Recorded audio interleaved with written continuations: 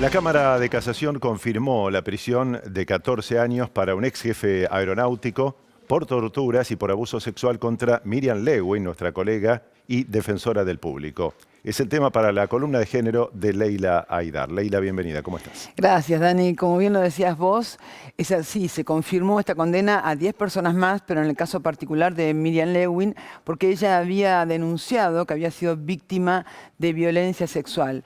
Y vos fíjate que lo llamativo y lo interesante de este caso para destacar es que si bien durante el juicio de las juntas escuchamos muchas veces testimonios de mujeres que habían sido víctimas de violencia sexual, nunca se había incorporado este tipo de violencia como un delito de lesa humanidad. No fue sino hasta el año pasado, mayo, un fallo que pasó casi desapercibido, en mayo del 2022, en que la Corte Suprema de Justicia dijo por primera vez que estos eran delitos de lesa humanidad y por lo tanto eran imprescriptibles, y además da una serie de lineamientos para que se los investigue como tal. Es muy interesante esto.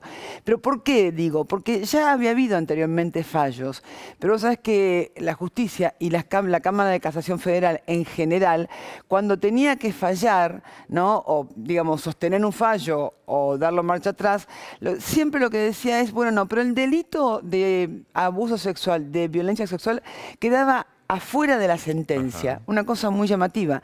¿Por qué? Porque decían que era un delito de mano propia. ¿Qué quiere decir esto? Mano propia es que solamente lo podía cometer aquel que había puesto el cuerpo, ¿no? Como, digamos, un delito que está también muy relacionado con lo que le ha pasado a nuestra colega Telma Fardini, que lamentablemente le fallaron en contra, pero parece que solamente hay violencia sexual cuando hay penetración. Bueno, no fue así, porque también se considera con este fallo que tuvo la Corte en el año pasado, que, fíjate, quienes organizan una violación, ajá, quienes participan de alguna manera, mirando y sin evitar, quienes sostienen a la víctima para que sea violada, quienes la entregan, quienes dan la orden.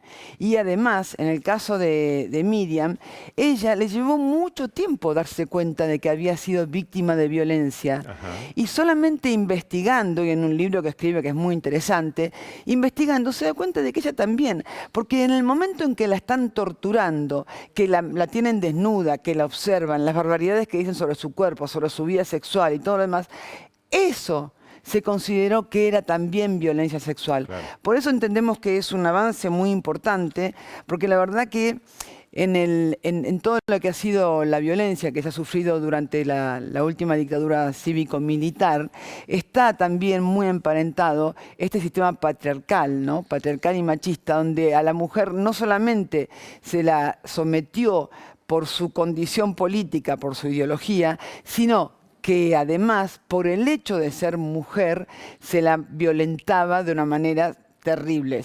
Sabemos que ha habido abortos forzados, sabemos la cantidad de situaciones que ha habido. Es por esto que este fallo tiene la trascendencia que merece. Claro. Hechos ocurridos en la tristemente célebre Escuela de Mecánica de la Armada, en la ESMA. Exactamente, donde estuvo detenida 2 meses.